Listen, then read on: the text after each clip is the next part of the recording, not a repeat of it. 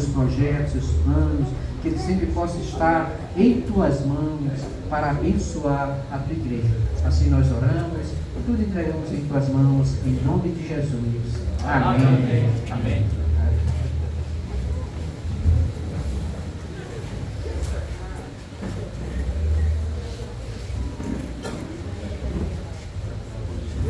Os irmãos, o pessoal estava querendo que eu subisse, mas não dá, né? Nós temos que conversar de homem para homem, né? Agora que o negócio pega, né? Agora que a coisa pega, né? Quando o homem fala assim, eu quero conversar contigo de homem para homem, o negócio fica meio complicado, né? Meus irmãos, graça e paz. Amém. Eu trago um abraço da Igreja Presbiteriana do Centenário, onde sou pastor auxiliar, juntamente com o reverendo Lúcio Carlos, e também do INSTE, Instituto de Teologia Reformada, do qual sou diretor. Um grande abraço aos irmãos da família da fé. É um privilégio sempre estar junto com os irmãos, não só aqui, como outros irmãos. Essa igreja de Jesus Cristo é uma igreja maravilhosa, com diversidades extraordinárias. Nós temos que aprender a aprender com as nossas diversidades e diferenças, com as nossas estratégias diferentes, com os nossos jeitos diferentes, né?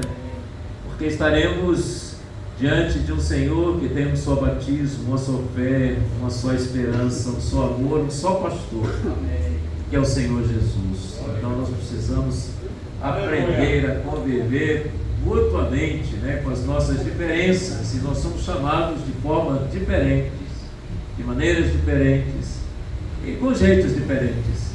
É interessante que cada lugar que eu vou as letras mudam, né? Os cânticos, os hinos, cada um acrescenta uma coisa, né? Estava vendo os irmãos, eles cantam, tem certas coisas que quando eu vejo eu estou cantando em cima da letra que está ali, né? Então, porque a gente tem elementos diferentes. E essa noite eu fui chamado para a gente conversar com os homens. As mulheres vieram só para saber o que era. Mas sejam muito bem-vindos, irmãs. É maravilhoso tê-las conosco, né? Encontro de homens, eu estou vendo aqui recheado de senhoras, né? De moças, e coisa boa, é bênção de Deus, não é? E colocaram um tema absolutamente enorme. Eu não sei o que crente pensa. Colocaram lá o papel do homem na sociedade, na família e na igreja. Isso aí dá uma conferência de um ano, né? Porque cada tema desse, né?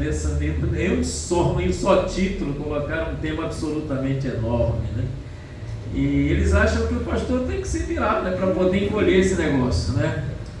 Eu fico pensando, irmãos, uma das grandes questões, uma das grandes perguntas que nós temos que começar a nos fazer nesta noite: como os nossos filhos e as nossas esposas nos veem? É um caso sério isso, não é brincadeira. E por mais que a gente goste de brincar com referência a essas coisas, né? Mais que a gente goste de falar com algumas coisas, isso é sério diante de Deus, porque isso tem a ver com uma coisa fundamental do cristianismo, que é dentro do cristianismo, que é o testemunho. O testemunho é o anúncio, porque o testemunho é um anúncio que eu estou morto para mim mesmo, por isso ele é chamado de martírio. Que eu estou morto para mim mesmo e vivo em Cristo. É isso que Paulo aprendeu. Ele custou aprender, mas aprendeu. E não é a toque de mágica. A gente não aprende isso de uma hora para outra. Até Paulo dizer, já não sou eu mais quem vivo, mas Cristo vive em mim. Este viver que eu tenho na carne, que eu continuo vivendo, eu vivo pela fé no Filho de Deus que me amou e a si mesmo se entregou por mim. Isso, a gente fala isso, mas vocês já prestaram atenção em todas as questões que esse verso da palavra nos diz? Esse verso da palavra diz que eu não estou fazendo mais a minha vontade. A vontade que está sendo feita é a vontade de Deus. Que eu estou morto para mim mesmo, morto para os meus desejos egoístas, morto para o meu temperamento ruim, morto para a minha mentalidade absolutamente autoritária, morto para uma visão destrutiva, morto para aquelas questões que fazem com que as pessoas que vivem perto de mim desejem a distância de mim. E por isso Paulo vai dizer que ele era um assassino, alguém que perseguiu a igreja de Cristo. Ele vai dizer: não sou eu, mas quem vive. Essa questão de ser cabeça, de ser liderança, como a gente fala tão facilmente, é um chamado extremamente sério. João Calvino vai dizer que nós somos colocados na nossa família, pais e mães efetivamente, mas especialmente os homens, como se fosse Deus.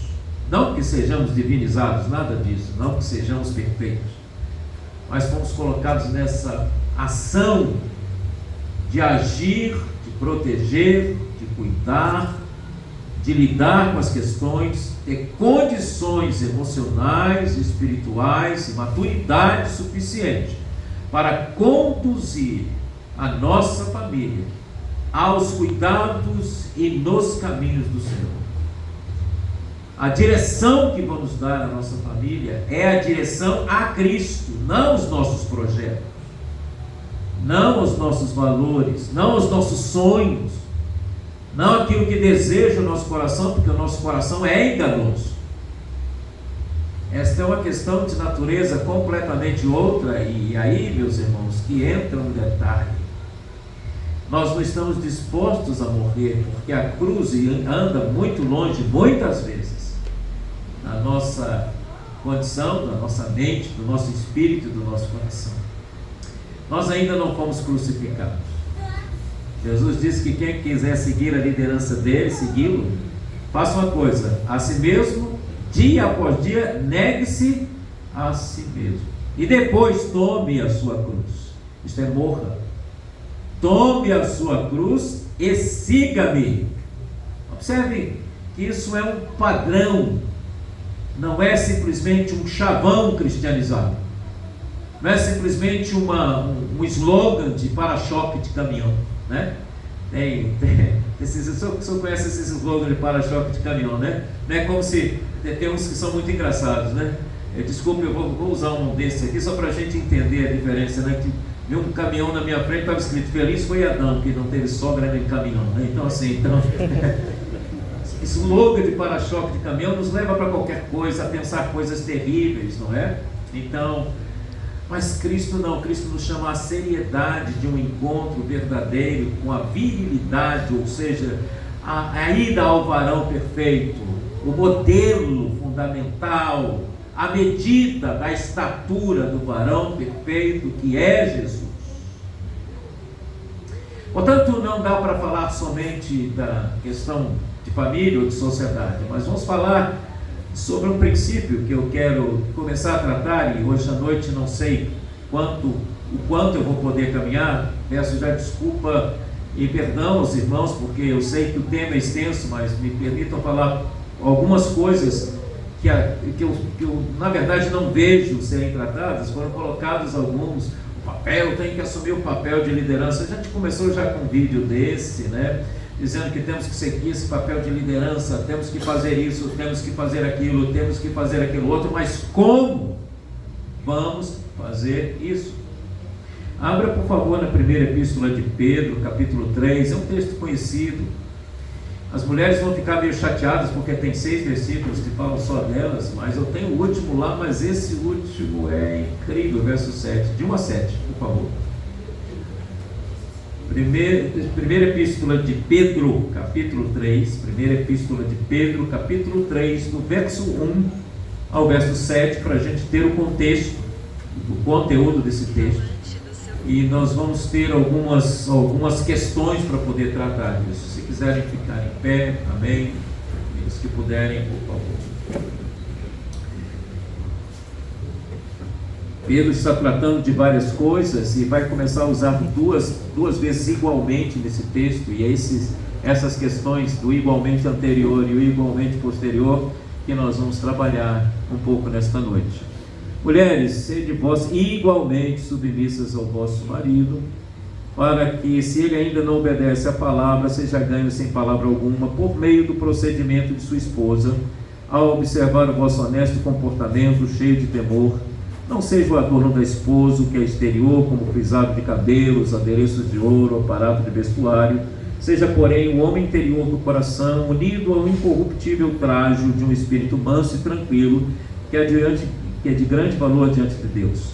Pois foi assim também que a si mesmas se ataviaram outrora as santas mulheres que esperavam em Deus, estando submissas ao seu próprio marido, como fazia Sara, que obedeceu a Abraão, chamando-lhe Senhor, da qual vos tornastes filhas, praticando o bem, não temendo perturbação alguma. Maridos, Andres, homens.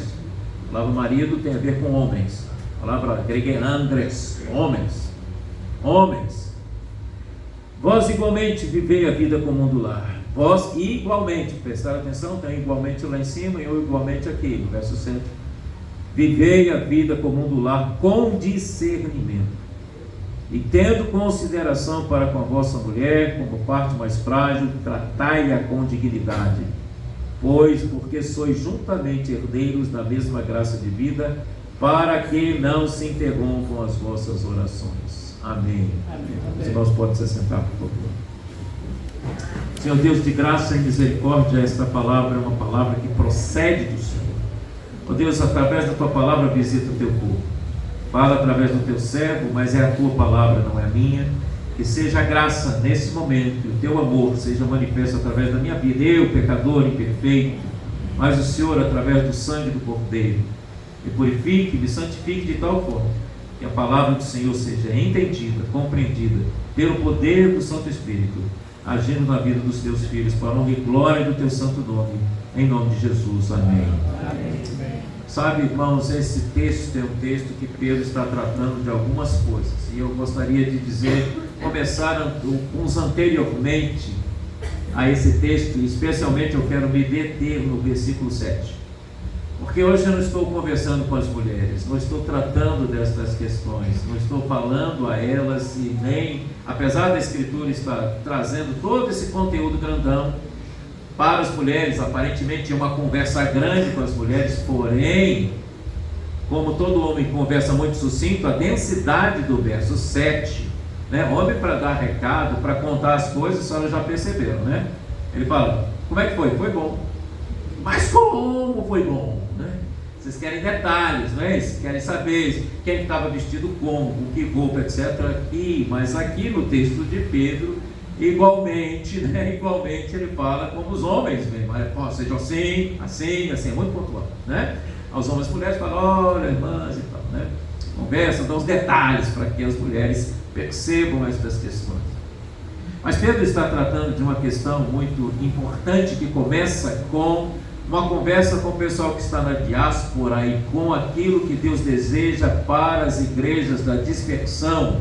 Então não está escrevendo para uma igreja específica, por isso é considerado uma carta universal, uma carta geral, uma carta em que ele está tratando de alguns temas de como viver em sociedade, temas de como se portar, começando pelas dimensões e a profundidade das relações com Deus, o envolvimento com esse Deus que é santo. E a primeira das questões que ele apresenta é o princípio da santidade. Ele vai colocar essa dimensão sacerdotal, começar com essa questão da separação, começar com essa dimensão no capítulo 1, dizendo que o Senhor é o nosso primeiro modelo, como o apóstolo Paulo vai tratar em Efésios capítulo 5, verso 1, sede imitadores de Deus como filhos amados, e depois ele vai desenvolvendo Efésios até chegar naquele capítulo 5, verso 21, 22 para frente, que trata basicamente das mesmas questões que estamos encontrando aqui no capítulo 3 da primeira epístola de Pedro.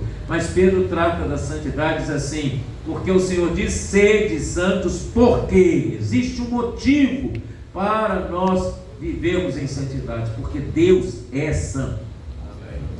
Se Deus é o nosso maior modelo, se Deus é aquele que nós devemos imitar, se Deus é aquele que nós devemos enxergar em primeiro plano, nós devemos viver uma vida que tenha identificação com Deus. E para viver uma vida que tem identificação com Deus, nós precisamos, acima de tudo, crermos em Deus e sermos redimidos por Cristo, portanto, convertidos ao Evangelho da graça de Cristo. Porque o que transforma a nossa vida não é simplesmente a gente tentar fazer um exercício ético de mudança de comportamento.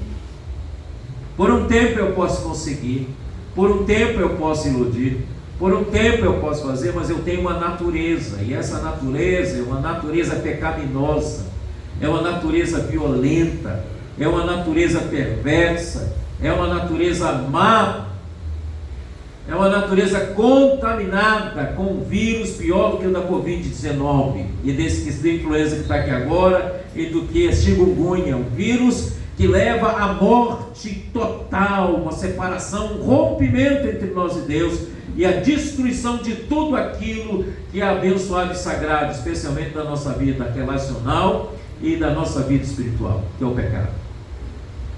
Portanto, Pedro está advertindo a essas igrejas, a nós como igreja agora, que nós precisamos entender, que nós precisamos romper com a realidade do pecado para termos uma vida em Cristo, estarmos em Cristo. E no capítulo 2 ele vai dizer que a base da nossa vida, a base das nossas relações, a base da nossa existência, a base daquilo que fazemos, como nós pautamos as nossas realidades, tem que ser a partir desse preceito de santidade. Meu irmão, a primeira coisa que as pessoas precisam ver em nós é que nós temos santidade. Santidade no sentido de rompimento, santidade no sentido de transformação. Santidade que as pessoas comecem a ver que eu era um sujeito completamente cabeça dura, mas o Senhor vai amolecendo a nossa vida e nos dando a visão de que não é no turrão, não é na força, não é na violência, não é achar que eu sou macho que eu vou resolver as coisas. Eu fiz há muitos anos atrás uma pergunta a um grupo de homens, e essa pergunta ficou assim naquele sistema apocalipse, silêncio no céu por mais de meia hora, né? Cheguei no encontro de homens e perguntei: você sabe o que é ser homem? E eu não estou perguntando se você sabe o que é ser macho. Estou perguntando se você sabe o que é ser homem. Quais são os característicos, o que te coloca no sentido de ser um homem, de acordo com as Escrituras. Eu creio que nós não somos trabalhados nisso. Existe um defeito de fábrica nas nossas igrejas, especialmente na preparação para as relações posteriores, nas relações familiares. Nós não somos preparados, as mulheres se preparam mais. As senhoras se preparam muito mais. As senhoras criam expectativas, as senhoras se preparam para um relacionamento, elas buscam conhecimento, né? Conhecimento sentimental, emocional, sexual e etc. Querem aprender sobre várias coisas, querem se desenvolver, mas os homens não. Os homens vão mais ou menos na tora, porque eles disseram meia dúzia de mentiras, e os homens acreditam nessas mentiras, e acreditando nessas mentiras não procuram fazer o exercício de transformação que é necessário antes de entrar em qualquer relação e de agir em qualquer aspecto da sociedade, se comportarem diante de propostas imorais, indecentes. Não falo só no sentido sexual, mas falo também na propina, aceitar questões que são completamente absurdas e contrárias à verdade de Deus em qualquer circunstância da vida, porque seremos tentados e somos tentados. Se nós não tivermos base, nós caímos. E é isso que me intriga dentro do contexto da igreja hoje, desta igreja que nós vivemos hoje. Nós não falamos mais de santidade. Quanto tempo não se fala de santidade? Se fala de rompimento com valores que são contra a vontade de Deus, contra a santidade de Deus. Quantas vezes você já orou pedindo perdão por ferir a santidade de Deus, que é o nosso Pai, que é o nosso modelo? Quantas vezes você já orou por ser ingrato pela obra da cruz na sua vida? Porque é essa obra que vai te lavar todos os dias, fazer suas vestes brancas, vai te colocar no eixo, te colocar no lugar. Sem a cruz de Cristo nós não damos conta. Sem a redenção de Jesus, nós não damos conta. Sem o amor de Cristo cravado em nossos corações, mediante a ação do Espírito Santo, nós não damos conta. A nossa mente não muda, os nossos sentimentos não mudam, o nosso humor não muda sem esta ação da cruz na nossa vida. E é por isso que no capítulo 2 ele vai dizer: vocês são raça eleita, chamados, retirados das trevas do pecado. Raça eleita, chamados, tomados para fora desse modo de vida mundano, dessas coisas que as pessoas dizem que não tem nada a ver, tirado disso para viver um outro modo de vida. Nação santa, povo de propriedade exclusiva de Deus. Para quê? A fim de fazer o quê? A fim de proclamardes as virtudes. Observe isso aqui. As virtudes, o caráter de Jesus. Meus irmãos, esse caminho não é um caminho fácil, porque exige de nós disciplina. Disciplina do alto, disciplina de Deus, porque Deus corrige a quem ama. Você tenha certeza. Se você está tomando umas chibatadas aí nas costas, não é porque Deus é mau, é porque Deus te ama e quer te conduzir uma vida nova, restaurar a sua história, conduzir você para a vida eterna, retirar você do caminho da perdição e te conduzir para a glória, segundo o preceito, os propósitos do próprio Deus para a nossa vida. Não reclame, dê glórias a Deus por isso, e porque Ele quer restaurar a sua vida, quer te converter. E existe uma conversão que nós precisamos fazer, além dessa realidade de Cristo. O Antônio Buchmann disse que nós temos que nos converter todo dia, não é que a gente perca a salvação, eu estou falando sobre isso. Ele está dizendo que nós temos que nos converter mutuamente um ao outro. Nós temos que nos converter sendo conduzidos pelo Espírito em casa, converter o coração dos pais aos filhos, dos filhos aos pais, converter o coração do marido à esposa, da esposa ao marido, converter a nossa mente de pensamentos absurdos, errados, que é chamada metanoia, mudança de mente, mudança de sentido de vida. Nós precisamos ser renovados, ser restaurados, ser retirados dessa posição, tirar do nosso coração cinismo, sarcasmo, que as pessoas ficam através de piadinhas imundas e que vão entrando algumas ideias, conforme o Salmo 1 vai dizer, né? As felicidades do homem são, quer dizer, bem-aventurado o homem que não anda no conselho dos ímpios, não se detém no caminho dos pecadores e nem se assenta na roda dos escarnecedores. Observe que ali está falando de um caminho que vai parando e de outro que vai numa continuidade. Primeiro, bem-aventurado aquele que não anda no trieiro. Vocês conhecem o trieiro, né? Trieiro é uma trilhazinha que você vai batendo no mato, ela fica aquele caminhozinho meio torto, mas todo mundo passa por ele, né? Todo mundo segue naquele caminhozinho curtinho, né? Vocês já viram essas trilhazinhas que vão sendo feitas, né? Quem não anda nesse trieiro? Né? Quem gosta de pescar sabe o trieiro, pai. Ela vai fazendo aquela picadazinha assim para chegar até a beirada do rio, né?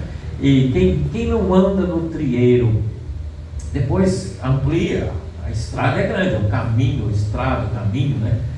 Quem não anda no conselho dos ímpios não se detém no caminho dos pecadores. Isso é daqueles que se desviam da verdade, aqueles que erram algo, que renunciam à vontade de Deus para cumprir a sua própria vontade, que é totalmente depravada no sentido de que é contaminada plenamente pelo pecado, porque as nossas decisões, elas são decisões contaminadas, podem ser acertadas de alguma forma, mas boa parte das vezes nós nos equivocamos quando a gente se acha demais. Desculpa usar essa expressão, né?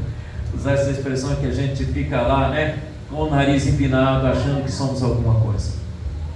E depois a gente para, a coisa fica tão comum que a gente senta no meio do pessoal, contamos as mesmas coisas, concordamos com as mesmas ideias, assumimos os mesmos valores que são contrários à perspectiva de Deus, as virtudes de Cristo. Precisamos voltar às virtudes de Cristo. E qual eram as virtudes de Cristo? A obediência a Deus, cumprir a vontade do Pai, o caminho da santidade, a realidade do discipulado, o caminho da cruz, não viveu em desobediência, em resistência, mesmo sabendo do sofrimento que ele ia passar.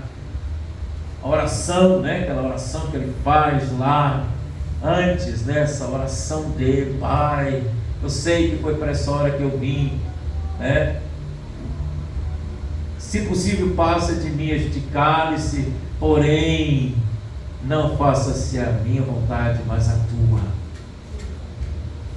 Sacerdócio real, nação santa, ou de propriedade exclusiva de Deus, a fim de proclamardes as virtudes daquele que vos chamou das trevas para a sua maravilhosa luz. Com esta base, com este fundamento, então o que Pedro vai tratar disso. Ele vai dizer que nós, ali no verso 23, mostrando as virtudes de Cristo. Veja bem, vamos ver algumas virtudes de Cristo. Voltar uma páginazinha aí, por favor. Falando já de várias questões, né? E ele vai tratar de algumas coisas do verso, capítulo 2, aí, verso 18. Servos sempre submissos com todo temor, questão de sociedade. Você está no emprego e maldiz o seu emprego o tempo todo, reclama dele. Você já chegou reclamando demais do teu trabalho? Hã? O negócio eu sei que tem dia que não é fácil, né? Eu sei. Todo trabalho tem osso nesse mundo, né? Mas Deus falou: do suor do teu rosto você vai comer o teu pão, filho. Do suor do teu rosto. Não vai ser fácil, não. A terra não vai produzir fácil. Você vai ter que trabalhar e ter que ralar. Vai trabalhar duro. Tem dia que vai ser mais pesado ainda, porque a terra foi amaldiçoada por causa do pecado. Nosso trabalho não é fácil, mas a gente botou no coração que a gente tem que receber tudo assim. Todo dia tem que ser tranquilo, tudo tem que estar de acordo, tudo tem que estar perfeito para a gente ser feliz. Mentira! A graça de Deus se manifesta porque nós temos, Ele põe todo dia a providência dentro da nossa casa. Nós temos o que vestir, nós temos o que comer, nós estamos criando a nossa família com dificuldade, com lutas, mas estamos trabalhando e Deus tem abençoado pouco ou muito, para a glória dele. Precisamos aprender a ser gratos. Eu por vezes me pego nessa, aí eu falo: para com isso, gente. Eu mesmo me repreendo. De vez em quando eu tenho uma conversa comigo mesmo, e eu acho que isso é uma boa. Não é loucura não, meu irmão. Não é papel de doido não, mas de vez em quando eu faço uma conversa comigo mesmo, começo a refletir: por que eu estou reclamando disso? Do jeito que você está fazendo, rapaz? Para com isso. De vez em quando eu tenho que parar e refletir sobre o que eu estou dizendo, o que eu estou passando, o que eu estou ensinando. Hoje eu já sou avô, tem alguns avós aqui, avós, né, por aqui. Qual o legado que eu vou deixar para a futura geração, para o meu neto? O que eu vou deixar? O neto vai olhar para mim, o que ele verá? Os meus filhos, o que eles veem? Minha esposa, o que ela observa? De vez em quando, a orelha é puxada, eu tenho que abaixar a cabeça. Porque é verdade. Nós temos que ser honestos conosco mesmo. Temos condição de receber a repreensão. Temos que ter condição de sermos conduzidos por esta palavra, por aqueles que Deus colocou à nossa volta. De vez em quando, os nossos filhos ou são usados por Deus para falar coisas que a gente não gostaria que outro falasse, mas eles vão falar uma hora dessa. Eu tenho a grata bênção de, com a minha filha, quando ela era pequenininha, agora já casada, os filhos casados, era pequenininha, com 3 para 4 anos, eu cheguei em casa tão cansado, estava com uma dor na barriga tão grande, deitei num sofá. Essa minha filha Isabela, ela veio de lá, viu que eu estava cansado, deitado, botou a mãozinha dela na minha barriga e disse: Papai do céu, tire essa dorzinha da barriga do meu pai. E a dorzinha foi embora. Foi embora. Observe. Lá no Salmo 8 diz que de crianças de peito só suscita força e faz emudecer o inimigo. Prestar atenção. Por isso que as nossas crianças são tão atacadas. E para atacar as crianças, muitas vezes nós somos instrumentos para isso. Nós, como homens, temos que respirar fundo. Nós, como homens, temos que entender que nós temos que respirar fundo para orientar, para conduzir, para educar na justiça, para educação na palavra.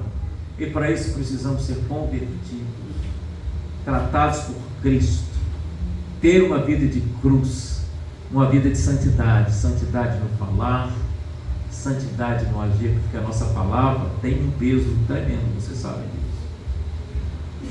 O que você diz, prega. Quantos de nós não tem palavras ecoando até hoje dentro de nós? Não é mesmo? Já pararam para pensar nisso? Quantos de nós recebemos palavras de nossos pais e que ecoam até hoje? As chibatadas a gente até releva, de vez em quando ri. Eu corri do meu pai, minha mãe me acertou uma chinelada, não sei das quantas, isso a gente ri.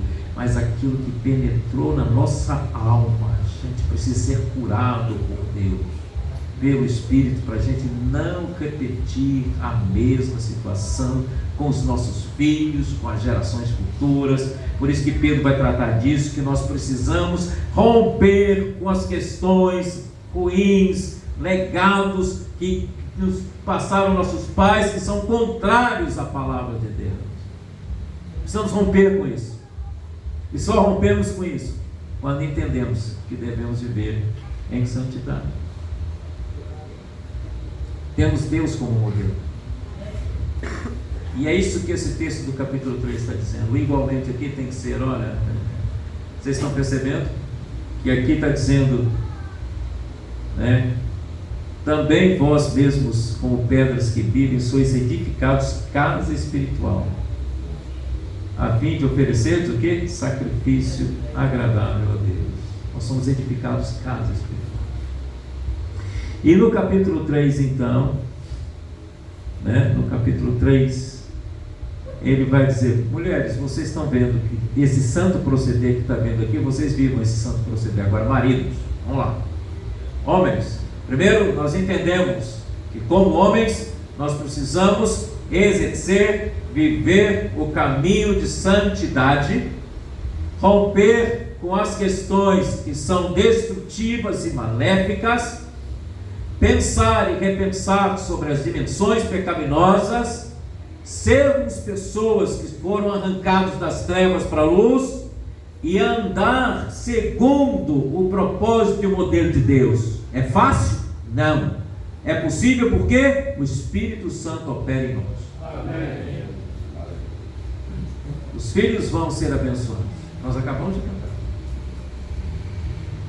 Nós queremos uma geração nova. Mudemos a nós pela graça de Deus. E igualmente, verso 7, voltemos lá. Homens, vocês igualmente, isto é, andem, vivei a vida comum no lar, com discernimento. Gente, quando a gente entra em casa, a casa pode estar um caos, mas a gente tem que ter equilíbrio. A palavra viver a vida comum do lar é oikodomesios. Isso é administrar conjuntamente as realidades da casa, não só a financeira, mas a emocional, que é a mais tremenda. Quando você chega em casa, você tem que ter discernimento. Nunca, por favor, se você já fez isso, vai pedir perdão agora, de joelho no caroço de milho. Não é brincadeira, mas... E eu já falou para sua esposa, ou falou alguma coisa assim: você passou o quê? O que você fez hoje?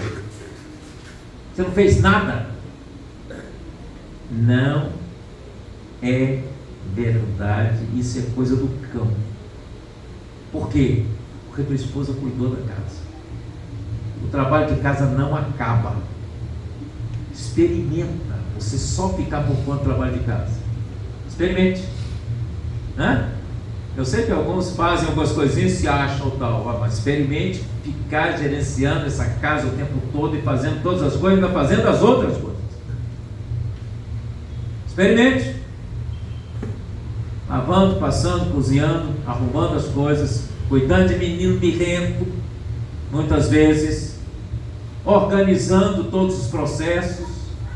É por isso que pede discernimento. Quando você entrar em casa, a primeira palavra tem que ser... Qual que é a primeira palavra? Olá, oi meu bem, beijo de 6 segundos no mínimo, para que as coisas se equilibrem. Pode estar bravo do jeito que quiser. O pastor Jeremias disse que a gente tem que ter o beijo de 10 segundos, porque quando 10 segundos, se você aguentar aquele 10 segundos, passa a raiva na hora. Né? Por quê? Porque você está reconhecendo que você está chegando num ambiente que é santo, que Deus te deu para a bênção da sua vida. Deus te deu. Você está saindo, pode ter acontecido o que quiser. Meteoro caiu em cima do teu carro. Você caiu em todos os buracos de São Luís, que não são poucos. De vez em quando eu passo da vontade assim de pegar é o prefeito. Porque esses São Luís vão combinar. O que não tem de buraco, né, é buraco. Buraco da esquerda ou da direita, você escolhe. Né, para você cair com esse carro. De vez em quando a coisa pega. Mas quando você entrar em casa, você entrando numa atmosfera outra, você está entrando em outro lugar, você está entrando no Santo dos Santos, você está entrando no lugar onde Deus preparou para você ter paz, para você ter alegria, para você ter aconchego. Não é que tudo vai ser perfeito, não é que de vez em quando não vai ter bico para lá e bico para cá, mas não permita que a amargura entre no teu coração e não traga problema para dentro de casa. O problema do seu trabalho é do teu trabalho, não tem nada a ver com tua esposa, não tem nada a ver com os teus filhos. Não entra chutando o cachorro, gritando com os meninos e etc.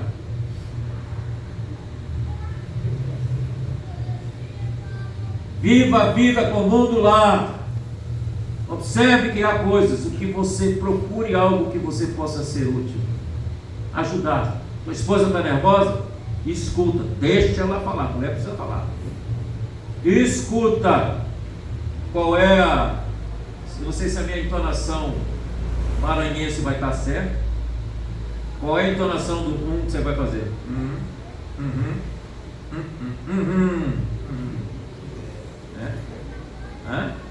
Não diga nada. Escuta. É fácil? Nós somos muito reativos. Somos demais. Mal acabou a primeira frase, já quer responder. Não responda. Silêncio. Depois você vai ter outro momento para sentar, conversar com tranquilidade. A gente tem que aprender. Eu custei. Ainda estou aprendendo algumas coisas. Custei para aprender isso. Eu combinei com a minha esposa o seguinte. Ela vem, fala. Aí depois que ela terminou de falar, falou assim: me dê 5 minutos. Aí eu saio. Vou dar uma volta, 10 voltas no quarteirão.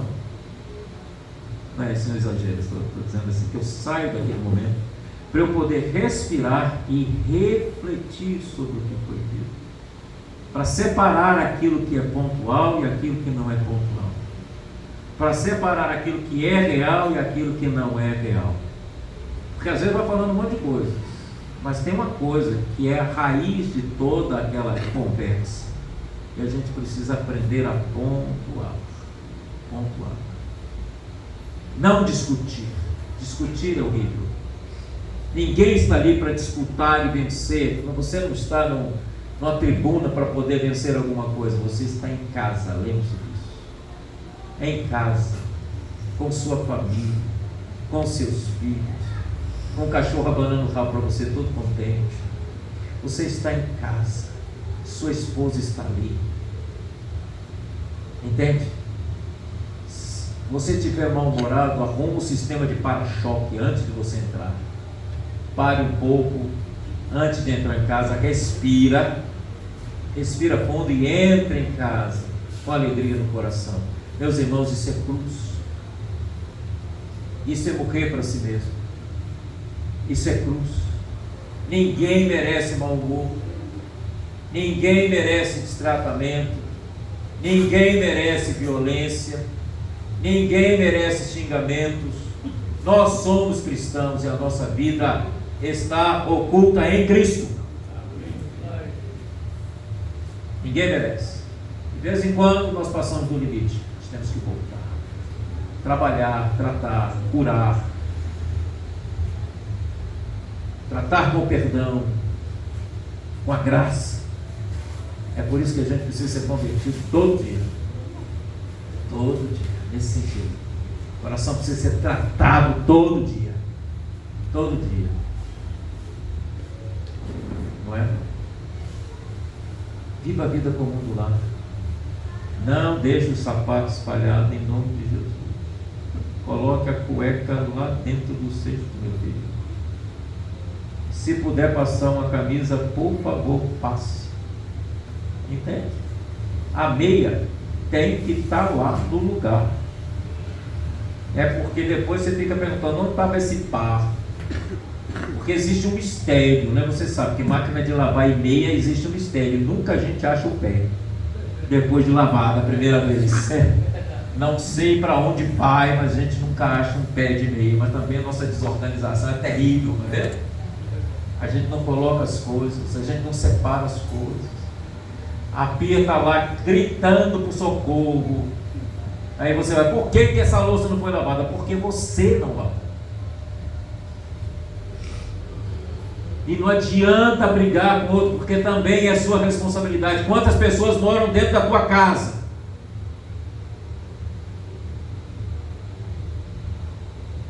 A bagunça feita não é de um não, meu irmão. E especialmente quando tem criança pequena, nós temos que instruir os pequenos também a catar as coisas deles. Mas quem tem que fazer isso? É a mãe? Não. Os dois. O pai também fala. Ó, vai catando, arruma uma musiquinha, vai cantando, vai catando, vai colocando, vai guardando. Eu inventei uma música para a gente atravessar a rua depressa. Porque os meninos vinham, tinha 3 meninos pequenos. E para atravessar uma rua, eu morava em Brasília, para atravessar a rua era complicado, carro para lá, carro para cá, então tinha que atravessar a rua, um segurando na perna, outro na mão e outro no pescoço. E eu inventei uma musiquinha mexicana para atravessar a rua, até hoje a gente lembra. Então cantava assim, rápido, rápido, rápido, rápido, rápido, rápido, rápido, rápido, rápido, rápido. E eles iam cantando felizes, atravessando a rua, nem viam o perigo que estava lá, porque a gente estava lá controlando esse processo. Eu tinha um menino que se eu piscasse, gente, os anjos do céu saíram todos cheios de hematoma, porque o negócio era complicado. Um dia eu cheguei no hospital, estava com um aqui, os 3, um doente, não sei das quantas, e minha filha Isabela era assim, a Jesus no céu olhando, porque o negócio era complicado. Aí teve um dia de costas assim no balcão, eu gritei, Isabela, sai da porta. O rapaz falou, você tem olho nas costas? Eu falei assim, você é pai? Se o dia que tu for pai, você vai adquirir olho na testa, nas costas, no joelho, no calcanhar, em tudo quanto é lugar, porque menino piscou. Teve um dia que a gente piscou, Daniel entrou dentro do forno com um pudim assando, e Deus foi tão misericordioso que o vulcão veio, ele caiu debaixo da tampa, da porta do forno, e veio tudo em cima dele. Deus assim, aqueles anjos, quando esses meninos acordavam, tiveram que tocar uma sirene no céu, eles tiravam para o ímpar para quem descia. Mas se você não ajuda a sua esposa, como é que ela fica? No final das contas, meu irmão, você tem uma mulher cansada e nada depois, esgotada totalmente. Se tu quer uma vida boa, irmão, viva a vida comum do lar, abençoa, quer uma vida boa, viva a vida comum do lar, orienta. Isso tem a ver com santidade. Santidade não é só você vir ao templo, cantar louvores, levantar a mão e gritar aleluia. Santidade tem a ver com o trajeto e como você edifica a sua casa. Santidade tem a ver com como é que você trata as pessoas. Santidade tem a ver com como é que você usa a sua boca, a sua palavra. Santidade tem a ver com o que você como que você protege, você guarda a sua família mediante a ação de Deus. As mulheres estão muito cansadas porque boa parte dos homens não abençoa as suas esposas. Estão cansadas. Elas estão cansadas de assumir liderança. Vocês acham que as mulheres assumem liderança na igreja porque elas gostam? Não, porque não tem jeito. Porque os homens não estão cumprindo o seu papel. As mulheres não gostam disso. Eu já conversei com, sei lá com quantas N mulheres. Qual é o cansaço delas? Elas gostariam de simplesmente serem auxiliadoras e não dominadoras do rebanho. Elas precisam da graça, do apoio, do ombro. E para isso você precisa ser homem. Para isso você precisa assumir a sua posição de liderança, de frente. Para isso as mulheres precisam ficar livres para agirem conforme Deus as trouxe para ser. Para isso nós precisamos de conversão, de mudança. Mudança de vida. E a segunda coisa que está aqui, nesse verso 7, vocês estão percebendo, né? Que o verso 7 é grande, é longo. Deixa eu ver quantas horas, peraí, que eu já vou terminar daqui a pouco. Hoje não dá para tratar de tudo, vamos começando por partes, né? Por partes. A segunda coisa que está dizendo aqui, tenha consideração com a vossa mulher como parte mais frágil. Você sabe o que está dizendo aqui? Entenda a fragilidade, porque vou falar isso biologicamente para você entender.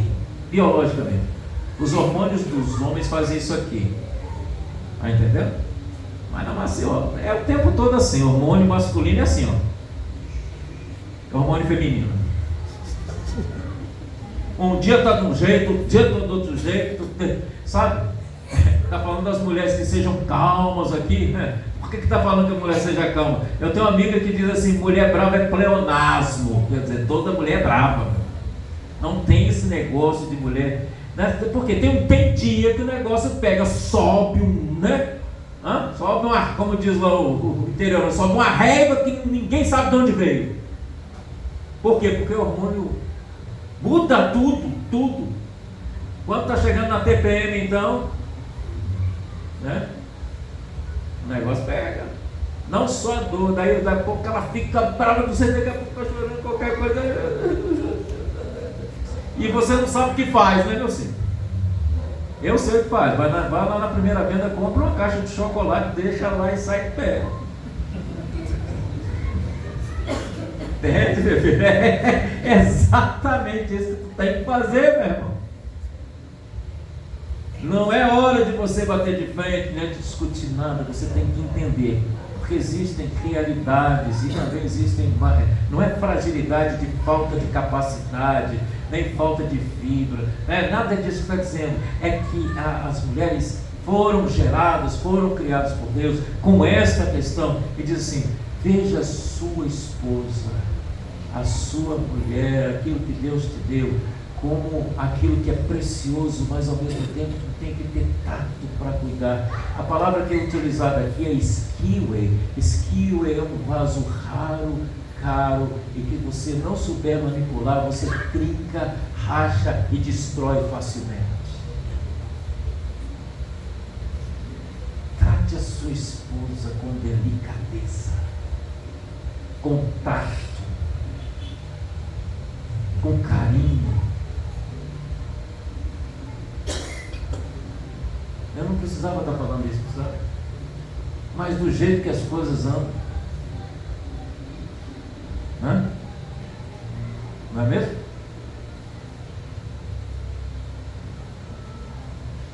Eu estou precisando aprender, ensinar vocês lá de vez em quando na florzinha. Tem que falar para vocês um negócio desse? Dia 12 está chegando aí, filho. Você já fez alguma coisa? Qual é o seu plano? Já convidou para almoçar fora? Sim, vou botar a mesa do lado de fora lá em casa. Vamos almoçar fora. Já planejou alguma coisa, meu querido? Nada, né? Estou olhando para a cara de você. Senta. Para com isso, rapaz. Para com esse negócio, meu irmão. Você tem que antecipar isso, porque eu tenho certeza que ela espera isso de você. ser cuidado, sabia? Você quer ver uma coisa simples? Coisas que hoje eu estava prestando atenção em algumas coisas. Coisas simples. Na rua, vocês estão andando juntos. Como é que você anda com sua esposa? De que lado ela anda? De que lado você coloca sua esposa para andar na rua? Hã? Já pararam para pensar nisso? Coisa simples. Você sabe, cara, que se você colocar do lado esquerdo, você está expondo a sua esposa. Ela tem que andar do teu lado direito. Porque se vier qualquer coisa, você é o primeiro lá na frente. Ela tem que andar do teu lado direito. Isso é cuidado simples, isso é cavalheirismo. Os homens não estão aprendendo mais isso. Essa ética cristã, essa coisa, você já percebeu isso? A gente não percebe isso. Mulher vai, anda, pá, pega você de qualquer jeito. Aí o outro vira para trás, anda depressa, essa mulher fala, meu Deus, em vez de você reduzir seu passo. Hã? Não é não? Como vocês andam? E aí tem um verso lá na frente dizendo, Amós vai dizer, andarão os dois juntos se não houver acordo?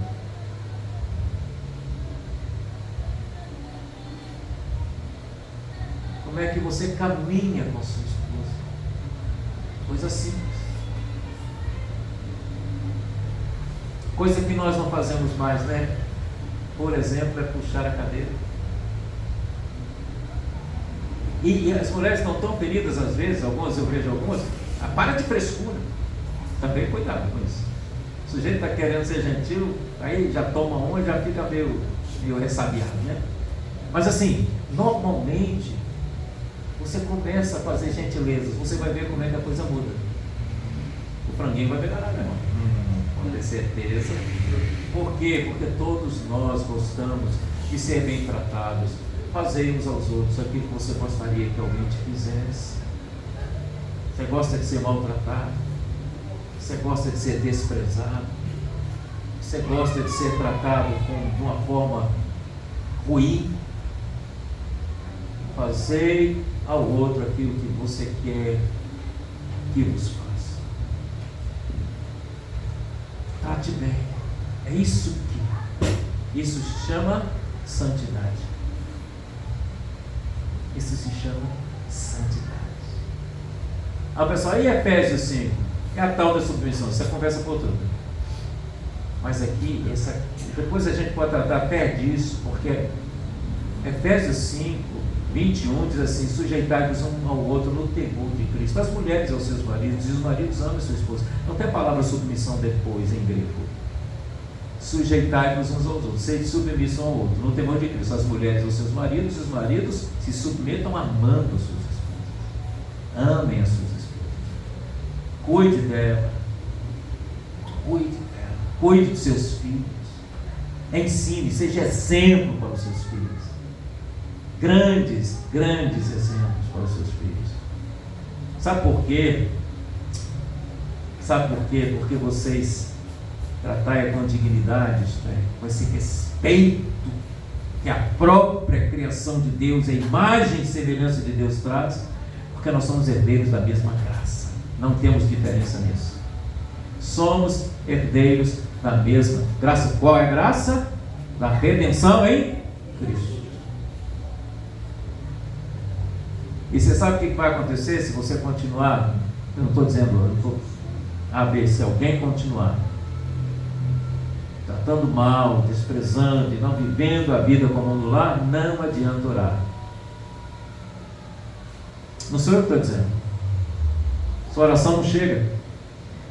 Olha o final do verso, diz: para que não se interrompam as vossas orações. Já parou para prestar atenção nisso?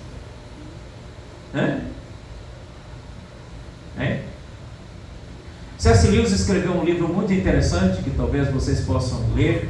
Eu acho que esse livro dele é interessante. Ele foi traduzido de vários nomes no Brasil. Cartas do Coisa Ruim, o Cartas do Inferno, o Cartas do Diabo ao Seu Aprendiz.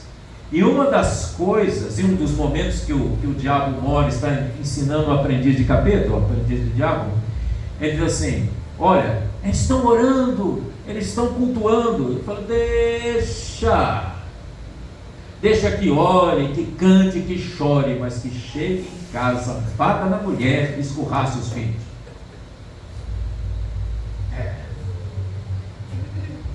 Entende? Espiritualidade não tem a ver com movimento litúrgico.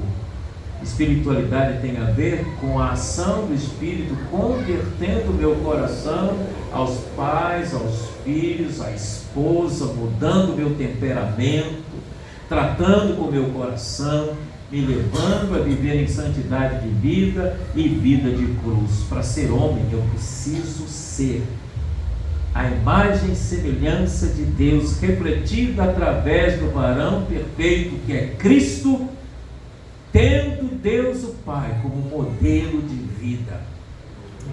E o que falta para a nossa sociedade é modelo, exemplo. Sociedade que não tem mais um modelo, não consegue dizer para quem você tem pelo menos uma estima alta, está muito difícil, em termos sociais, políticos, econômicos. Agora, voltando à pergunta inicial. Como a sua família te vê? Falando aos homens agora, especialmente. Eu sugiro que, se você resolver perguntar, tenha coragem de ouvir. Sugiro. Não se iluda. Se você resolver perguntar alguma coisa nesse sentido, tenha coragem de ouvir. Eu já fiz essa pergunta. Recebi coisas duras, mas também coisas boas. Recebi coisas muito duras. Sim. Esses dias eu tive que virar para minha esposa e dizer para ela, olha, eu estou pecando contra você porque eu não estou liderando espiritualmente, a gente não tem feito nossas devocionais, não é culpa sua, é culpa minha. É culpa minha. Nós estamos cheios de tarefas, nosso coração se inundou de trabalho, e eu não estou parando para a gente sentar, conversar, orar juntos e abençoar mutuamente um ao outro. Nisso eu estou pecando contra você. A culpa é minha, porque eu sou o líder da casa. Deus me colocou nesta posição como cabeça, e eu tenho pecado nisso. Temos que ter coragem. Em outras áreas também, olha, me perdoe porque a minha palavra foi pesada. Eu falei mal. A gente sai daqui, chega lá, a gente quer que os nossos filhos sejam abençoados. Chegou lá, fala mal da igreja, fala mal do pastor, fala mal disso, fala mal daquilo. Depois você quer o seu filho vindo aos pés de Jesus. Como que isso vai acontecer? Quer seu filho amando as coisas de Deus. Como isso vai acontecer? Me diga. Se a gente fala mal, tenha o hábito. Se a gente fala palavrão, como é que a gente quer que o filho louve? Ou a própria esposa confie no nosso adoração e louvor?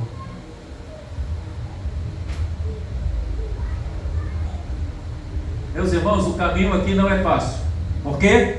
Porque o caminho de todo crente é o caminho de cruz. E o caminho de todo homem é seguir o cabeça, que é Cristo.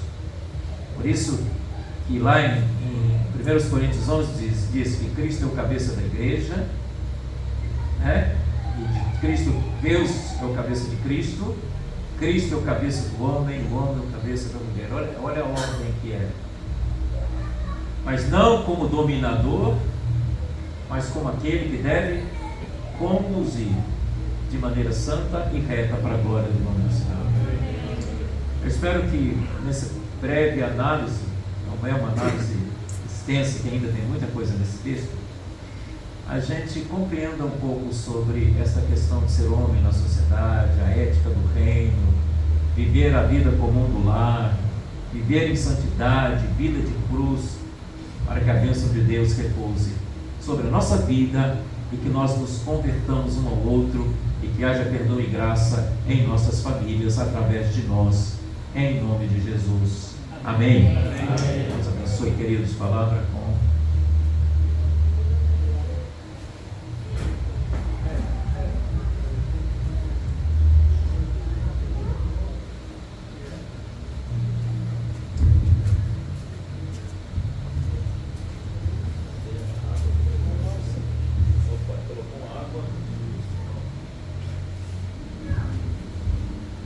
Queridos, vamos chamar o ministério novamente para louvar o nosso Deus.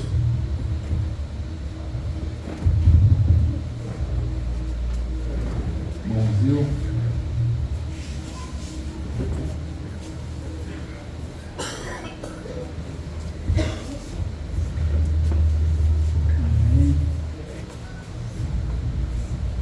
Amém, glória a Deus.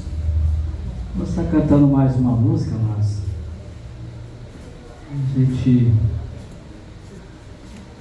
já ouvimos, né, os papéis, né, que tem que ser colocado na vida. E vamos colocar também, né, lugar para Deus, né, trabalhar mais, né, naquilo que Deus tem a apresentar para nós, né. Não é fácil, né, lidar com as situações quando a gente quer fazer só, né, sem colocar Deus naquilo que Deus tem dado para nós.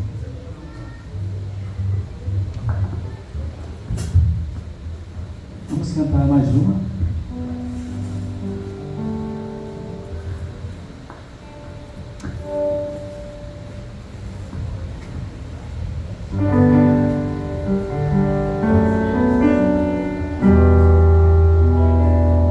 Dá um lugar para Deus, né? O que Deus tem para trabalhar, né? Ele vai fazer, né? Muito mais por nós.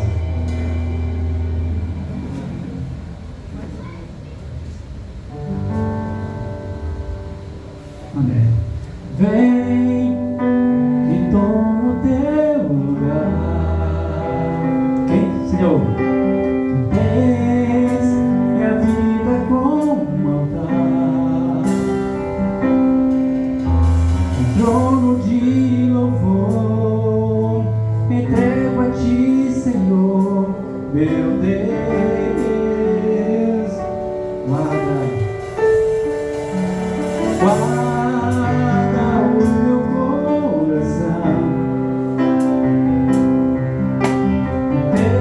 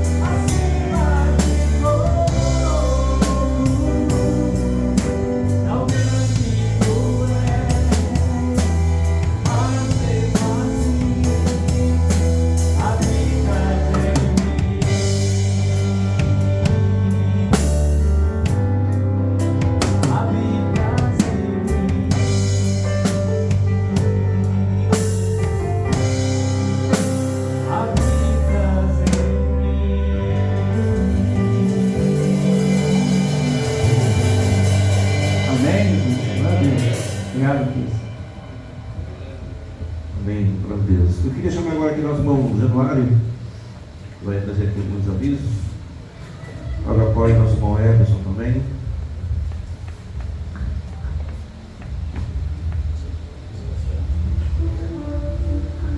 Amados, vamos contemplados, né, com uma palavra maravilhosa aqui trazida pelo nosso irmão pastor, né? Palavras que nós já conhecemos, né, que a gente lê a Bíblia, né, e está lá, né, mas nem sempre a gente está atento e disponível para ser santo, né? As duas condições importantes da vida do cristão é que ele tem que estar disponível e ter disponibilidade para ser santo, segui-lo, né, de acordo com a vontade do Pai. Segui-lo, quando eu digo